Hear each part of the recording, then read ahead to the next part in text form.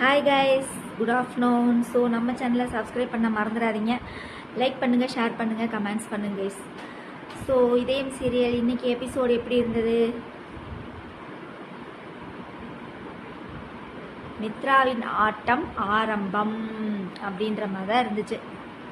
So ஒன்றும் சொல்லிக்கிற அளவெல்லாம் ஒன்றும் இல்லை கைஸ். வீடு தேடி அலையிறாங்க, எல்லாரும் தப்பாக பேசுகிறாங்க. உங்களுக்கு வீடு கிடையாது, உங்களுக்கு வீடு கிடையாது, உங்களுக்கு வீடு கிடையாது. இப்படியே இது பண்ணிக்கிட்டே இருக்கையில் கால் வலிக்குது அப்படின்னு சொல்லி குட்டி ஆதி சொல்லுவானா. சொன்ன உடனே மனோ வந்து இந்த மாதிரி இன்னொரு என் ஃப்ரெண்டு ஒருத்தர் இருக்கார், அவர்கிட்ட நான் கேட்டு பார்க்குறேன்னு சொன்னேன். பாரதிக்கு டவுட் வந்துருச்சு. சரி, டவுட்டு வந்த உடனே வந்து சத்தியம் வாங்குறாப்புல, தலைமையெல்லாம் சத்தியம் வாங்குறான். ஆனால் அவள் சத்தியம் வாங்குறான், ஆனால் இவன் பொய் சத்தியம் பண்ணுறான். கேட்டால் நீ ஆதிக்கிட்ட தானே ஹெல்ப் கேட்க போகிற அப்படின்னு சொல்லி கரெக்டாக கண்டுபிடிச்சிட்டா பாரதி. ஆனால் இவனுக்கு எதுக்கு இவனுக்கு வந்து இந்த மாதிரி ஃப்ரெண்டு எங்கே இருக்காங்க சொல்லுங்கள்? அவனே கேட்ரிங் சர்வீஸ் பண்ணிகிட்டு இருக்கிறான். அவனுக்கு எங்கே இவ்வளோ பெரிய ஃப்ரெண்டு, அது கெஸ்ட் ஹவுஸ் வச்சுருக்கிற ஃப்ரெண்டெல்லாம் அப்படிங்கிறப்ப பாரதி அதை கண்டிப்பாக யோசிப்பாள்ல. சொன்ன உடனே வந்து ஆதிக்கிட்ட போய் தான் ஹெல்ப் கேட்டான். ஹெல்ப் கேட்டங்காட்டியும் ஆதி வந்து கெஸ்ட் ஹவுஸ் சாவியை கொடுத்து இந்த இதில் போய் தங்கிக்கங்க அப்படின்னு சொல்லிட்டு சாவியை கொடுத்துட்டாப்புல. அதுக்குள்ளே இங்கே என்ன நடக்குது அப்படின்னா, நம்ம மித்ராக்காவுக்கு வந்து எப்படா உண்மை தெரியும்? எனக்கு கூட ப்ரோமோவில் பார்த்தேன், என்ன திடீர்னு இந்த 4 பேர் வந்திருக்கீங்க, இதுவும் மித்ராவோட வேலையாகத்தான் இருக்குமோன்னு நான் டவுட்டு பட்டேன். அது கன்ஃபார்ம் ஆகிப்போச்சு. அதான் என்ன ஆச்சு அப்படின்னா, நம்ம கெஸ்ட் ஹவுஸ் சாவி இது கெஸ்ட் ஹவுஸோட வாட்ச்மேன் இருப்பார் இல்லையா, அவர் வந்து மித்ரா அம்மாவுக்கு வந்து விசுவாசமாக இருக்காராமா, வாங்குகிற சம்பளத்துக்கு விசுவாசமாக இருக்காராமா. உடனே வந்து ஆதி வந்து இந்த மாதிரி 2-3 நாள் லீவ் எடுத்துக்கங்க, கெஸ்ட் ஹவுஸ் சாவி என்கிட்ட கொடுங்கன்னு சொல்லி வாங்கிட்டாருமா. உங்களுக்கு இருந்தாலும் உங்கள்கிட்ட நான் சம்பளம் வாங்குறேன் இல்லையா, நான் உண்மையாக இருக்கணும் இல்லையா அப்படிங்கிறாப்புல. ஸோ மித்ரா வந்து என்ன வாட்ச்மேன் வந்து திடீர்னு கெஸ்ட் ஹவுஸில் தானே இருக்கணும், எதுக்கு இங்கே வர்றாரு அப்படின்னு சொல்லி டவுட் பட்டு அவகிட்ட எல்லா உண்மையும் கறந்து வாங்கியாச்சான்.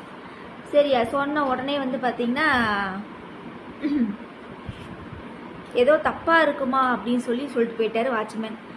இவ உடனே கத்துன்னு கத்துறான், ஏய் பாரதி, நான் உன்னை இந்த ஊரை விட்டே அனுப்பணுன்னு ஒவ்வொன்றையும் நான் பார்த்து செஞ்சுக்கிட்டு இருந்தா நீ ஏன் கெஸ்ட் ஹவுஸ்லேயே இருக்கிறியா அப்படின்னு சொல்லிட்டு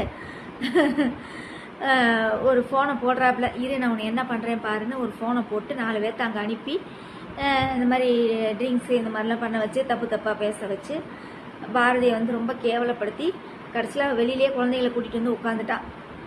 அதுக்கப்புறம் நம்ம ஆதி வர்றாரு காரில் வந்த உடனே. அப்போ பாரதி கண்டிப்பாக தெரிஞ்சிருக்கும் இது ஆதியோட கெஸ்ட் ஹவுஸ் தான் அப்படின்னு கண்டிப்பாக தெரிஞ்சிருக்கும். நாளைக்கு வந்து ஒரு ஃபைட் இருக்குதுன்னு நினைக்கிறேன். எனக்கு தெரிஞ்ச ஆதிக்கும் பாரதிக்கு நாளைக்கு ஒரு ஃபைட் சீன் இருக்குதுன்னு நினைக்கிறேன். இல்லாட்டினா மனோக்கும் பாரதிக்கும் ஒரு சண்டை இருக்குன்னு நினைக்கிறேன். ஏன்டா என்கிட்ட போய் சொன்னேன் அப்படின்னு சொல்லி சண்டை யார் ஒன்று பாரதிக்கும் மனோவுக்கும் சண்டாவாக இருக்கணும், இல்லாட்டினா பெரிய ஆதிக்கும் பாரதிக்கும் சண்டையாக இருக்கணும். இதுதான் நடக்க போகுது கைஸ். சரியா, வேற என்ன சீரியலை ரிவ்யூ பண்ணுற அளவுக்குலாம் கண்டென்ட் எதுவுமே இல்லை கைஸ். அஸ் யூஷுவல் எப்பயும் போல தான் மித்ராவின் ஆட்டம் ஆரம்பம். நான் தான் சொல்லலையா, பாரதி வந்து ஒரு தெளிவான முடிவெடுத்து இந்த ஊரை விட்டு போகிறது ரொம்ப நல்லது அப்படின்னு முடிவெடுத்து ஊரை விட்டு போயிட்டான்னா ரொம்ப நல்லது. சரியா, எனக்கு தெரிஞ்ச ஆதி வந்து இந்த பெட்ரோல் போடுவாங்க இல்லையா, கமெண்ட்ஸில் கூட ஒருத்தவங்க சொல்லியிருக்காங்க, பாரதி வீட்டு பக்கத்துலேயே ஆதி தங்கிக்கலாம். ஏன்னா ஹெல்ப்புக்கு அவர் தானே வந்துக்கிட்டே இருக்காரு. இது தெரிஞ்சு இன்னொரு சீன் என்ன இருக்குது அப்படின்னா, நம்ம பாட்டியும் சாரதாவும் மனோக்கிட்ட வந்து இது யாரோட கெஸ்ட் ஹவுஸு, ஆதியோடது தானே, யாரோட கெஸ்ட் ஹவுஸ், உண்மையை சொல்லுன்னு கேட்கும்போது இது என் ஃப்ரெண்டோட தான், இருங்க அவருக்கே கூப்பிட்றேன் அப்படின்னு சொன்ன உடனே ஹீரோவை காமிக்கிறாங்களாமா. ஆதியை அப்படியே நடந்து வர்றாரு. நடந்து வந்தோடனே இது என்னோட கெஸ்ட் ஹவுஸ் தாம்மா, என்னால் தான் அந்த பிரச்சனை அப்படிங்கிறப்ப வேறு எனக்கு என்ன பண்ணுறதுன்னு தெரியல, அதனால தான் நான் உதவி செஞ்சேன் அப்படிங்கிறப்பல. செஞ்ச உடனே வந்து எனக்கு தெரியும்ப்பா, நீ பாரதியை எந்த சூழ்நிலையும் கைவிட மாட்ட, நீ வந்து எப்பயும் வந்து அவளுக்கு உதவி செஞ்சுட்டே தான் இருப்பேன்னு சொன்னோடனே இப்படியே முழிக்கிறான். என்னடா இந்த அம்மா என்னமோ சொல்லுது அப்படின்னு. அப்புறம் சாரதா வந்து அப்படியே சமாளிக்கிறாங்களாமா. இல்லை ஆதி, நீங்கள் வந்து குட்டி ஆதியை பிரிஞ்சிருக்கிறீங்க இல்லையா, அதனால தான் அத்தை அப்படி சொல்லியிருப்பாங்க அப்படிங்கிறாப்புல.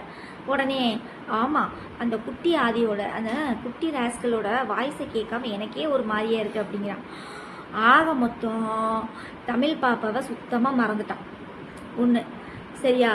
ரெண்டாவது என்ன அப்படின்னா, இந்த சாரதாவும் பாட்டியும் பண்ணுற வேலை எனக்கு சுத்தமாகவே பிடிக்கல. அதாவது பாரதிக்கு உதவி செய்ய தான் நீங்கள் 2 பேரும் வந்திருக்கீங்க.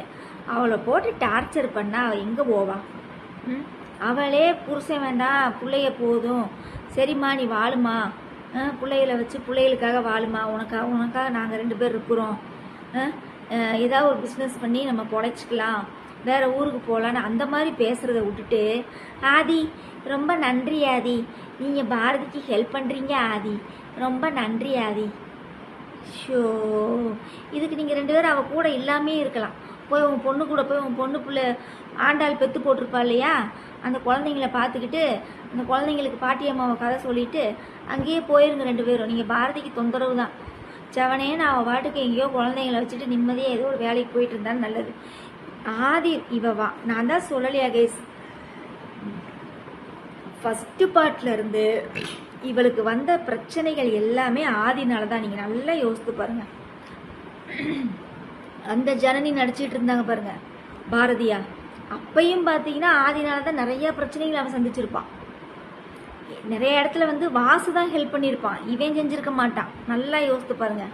அவங்க அம்மாவை ஆதியோட அம்மாவை காப்பாற்றுறதா இருக்கட்டும், இல்லை பாரதிக்கு அந்த பாரதியை வந்து யாரை கடத்திட்டு போயிருப்பாங்க, இல்லை தமிழ் பாப்பாவை யாராவது கடத்திட்டு போயிருப்பான், அப்போ எல்லாமே வந்து வாசு தான் காப்பாற்றிருப்பான். ஆதியை அவன் எதுவுமே இது பண்ண மாட்டான். புரியுதுங்களா? இப்பையும் பார்த்தீங்கன்னா அவள் பாட்டுக்கு செவனேன்னு தானே இருந்தா.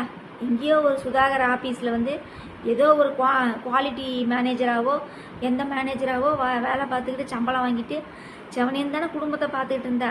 இவன் உள்ளே வந்தான்ல, கதைக்குள்ளே என்ட்ரு ஆனால, பிரச்சனை ஆரம்பிச்சிச்சா. சுத்தமாக நான் தான் சொல்லலையா, சுத்தமாக தமிழ் பாப்பா அப்படிங்கிற பேரே வாயில் வரமாட்டேங்குது. குட்டியாதி குட்டியாதி குட்டி ராஸ்கல். ஏன்னா அவன் பிள்ளை இல்லையா, அவன் ரத்தம் இல்லையா, ஆடா விட்டாலும் தன் தசை ஆடுன்னு சொல்லுவாங்க இல்லையா, அந்த கதை தான் இருக்குது இங்கே. என்னதான் இருந்தாலும் அவள் வாசுவோட புள்ள தானே, அந்த ரத்த பந்தம் அப்படிங்கிறது இல்லை இல்லை. அப்புறம் எப்படி இவனுக்கெல்லாம் ஞாபகம் இருக்கும் சொல்லுங்கள்? ரொம்ப என்ன சொல்கிறது, நான் அது அந்த சீன்லாம் பார்த்தீங்கன்னா பாரதியை கேவலமாக பேசுறதெல்லாம் ரொம்ப கஷ்டமாக இருக்குது. மித்ரா வந்து ரொம்ப ஒரு எல்லையை தாண்டி போகிற மாதிரி இருக்குது எனக்கு தெரிஞ்சு. ஒன்று மித்ராவை பற்றி உண்மை தெரிய வரணும். யாருக்கு அப்படின்னா ஆதிக்கு தெரிய வரணும். இல்லை அப்படின்னா ஆதிக்கு ஞாபகம் வரணும். இல்லாட்டினா பாரதி மூஞ்சில் அடித்த மாதிரி பேசி அவனை பற்றணும். நீ என் வாழ்க்கையிலேயே வேண்டாம், எனக்கு என் பிள்ளைய போதும், நீ வாழ்க்கையிலேயே என் வாழ்க்கையிலேயே வேண்டாம், தயவு செஞ்சு இங்கேருந்து போயிருன்னு சொல்லி மூஞ்சில் அடித்த மாதிரி பேசினா தான் கரெக்டாக இருக்கும். ஷோ சாமி, இவன் மேலே ஒரு தப்பு வந்துடக்கூடாதாம்மா. இவனால தான் இந்த தப்பு வந்துருச்சாமா, இவன் வீட்டுக்கு வந்துட்டு போகிறனால இந்த தப்பு வந்துருச்சாமா.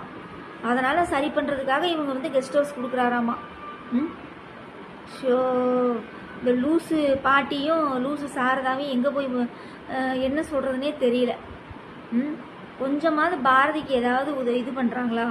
நீ பண்ணு பாரதி, ஆதி லைஃப்லேயே வேண்டாம். எத்தனையோ பெண்கள் தனியாலாம் முன்னேறி அந்த மாதிரி ஒரு மோட்டிவேஷன் ஸ்பீச்சாக எடுத்து அந்த மாதிரி நாடகம் எடுத்தாங்கன்னா பார்க்குறதுக்கு கொஞ்சம் நல்லா இருக்கும். முடிவில் நீங்கள் என்னத்தையே செய்யுங்க, முடிவில் வந்து நீங்கள் குடும்பத்தையே ஒன்று சேருங்க, புருஷன் பொண்டாட்டியை ஒன்று சேருங்க, பிள்ளைகளை ஒன்று சேருங்க, அதை பற்றிலாம் நான் பேசவே வரல. முடிவு, இந்த சீரியல் முடிவு வந்து எல்லோரும் ஒன்று சேர்கிற மாதிரி தான் எடுக்க போகிறீங்க, சரியா? அது மாற்றமே இல்லை. ஆனால் இடையில ஆதி வந்து பாரதியை வந்து ரொம்ப கஷ்டப்படுத்துகிறாப்புல, அதுதான் உண்மை. இவன் ரொம்ப ரொம்ப அவள் கஷ்டத்தை அனுபவிச்சுக்கிட்டே தான் இருக்கா இப்போ வரைக்கும். அது மட்டும் இல்லாமல் ஒரு பெண் வந்து இந்த உலகத்தில், இந்த பூமியில் ஒரு துணை இல்லாமல் வாழ்கிறது வந்து எவ்வளோ பெரிய ஒரு கஷ்டம் அப்படிங்கிறது வந்து இந்த நாடகம் வந்து ஒரு உதாரணம். அதான் உண்மை. சரி, ஓகே கைஸ். நேற்று வந்து இந்த மாமன் படமும் டூரிஸ்ட் ஃபேமிலியும் ரிவ்யூ போட்டிருந்தேன், யாரும் பார்க்கல. பாருங்கள், பார்த்து உங்களோட கமெண்ட்ஸ் எல்லாம் அதில் சொல்லுங்கள், சரியா? அதுக்கப்புறம் அவ்வளோதான். இதயம் சீரியல் ரிவ்யூ அவ்வளோதான் முடிஞ்சிருச்சு. அப்புறம் இந்த சீரியல் பேசலான் இருந்தேன். வீரா சீரியல் ரொம்ப சூப்பராக போயிட்டுருக்குது கைஸ், நல்லா இருக்குது. மாறன் வந்து அந்த அவங்க அப்பா வந்து அந்த ஐடியா கொடுக்குறதா இருக்கட்டும், அப்புறம் மகனுக்கே தெரியாமல் பின்னாடி வந்து ஹெல்ப் பண்ணுறதா இருக்கட்டும். இப்போ தான் ராமச்சந்திரன் கேரக்டர் வந்து சூப்பராக இருக்குது பார்க்குறதுக்கு. இல்லைன்னா எப்போ பார்த்தாலும் மாறனை திட்டிக்கிட்டே இருக்கிறது, பசங்க மேலே நம்பிக்கை இல்லாமல் பேசுறது, இதே ஒரு டைலாக்காகவே தான் இருக்குது அவருக்கு. இப்போ தான் கதை வந்து சூப்பராக இருக்குது. மகனுக்கு வந்து அப்பா வந்து ஹெல்ப் பண்ணுறது வந்து ரொம்ப சூப்பராக இருக்குது, பார்க்குறதுக்கே எனக்கு ரொம்ப நல்லா இருந்துச்சு. அப்புறம் வந்து கண்மணி வந்து கொஞ்சம் கொஞ்சமாக திருந்துற மாதிரி தெரியுது, லைட்டாக கடுகளவு கசியுது. இனி எப்படி திருந்துறாளா என்னன்னு தெரியல, பார்க்கலாம். விஜயோட ஆட்டத்துக்கு சீக்கிரமாக மாறணும், வீராவும் ஒரு முற்றுப்புள்ளி வச்சே ஆகணும், சரிங்களா? அதுக்கப்புறம் வந்து வேறு என்ன சீரியல், கார்த்திகை தீபம். ஐயோ ரொம்ப 1 மணி நேரம்னு சொல்கிறீங்களடா, அறுக்குறீங்க. ஏர்போர்ட்லேயே வச்சு கதையை ஓட்டிட்டாங்க. நீ இப்போ தான் பகலில் தான் எபிசோடு பார்த்தேன், நைட்லாம் நான் பார்க்குறதே இல்லை கைஸ், சரியா? பகலில் தான் பார்ப்பேன், இப்போ தான் பார்த்து முடித்தேன். அப்படியே அறுக்குறாங்க. ஒரு சீனை ஹிந்தி சீரியலை விட மோசமாயிட்டு இருக்குது தமிழ் சீரியல், சரியா? அப்புறம் வேற என்ன, அவ்வளோதான் கைஸ். எனக்கு நான் பேசணும்னு தோணுச்சு, அதனால் பேசிட்டேன். இந்த ரிவ்யூலேயே நான் பேசிட்டேன். ஸோ இது இதயம் சீரியல். இனி நாளைக்கு வந்து ஒரு ரவுஸ் இருக்குதுன்னு நினைக்கிறேன். அது யாருக்கான ரவுஸ்ன்னு தெரியல, பாரதி மனோவா இல்லை பாரதி ஆதியா அப்படிங்கிறது தெரியல, வெயிட் பண்ணி பார்க்கலாம், சரியா? நாளைக்கு கண்டிப்பாக ஒரு சண்டை இருக்குது, ஃபைட் சீன் இருக்குது, சரியா? ஓகே கைஸ், நாளைக்கு பார்க்கலாம். உங்களோட நிறை குறைகளை கமெண்ட்ஸில் சொல்லுங்கள். Thank you so much. சப்ஸ்கிரைப் பண்ணுங்கள், லைக் பண்ணுங்கள், ஷேர் பண்ணுங்கள். தேங்க்யூ, பாய்.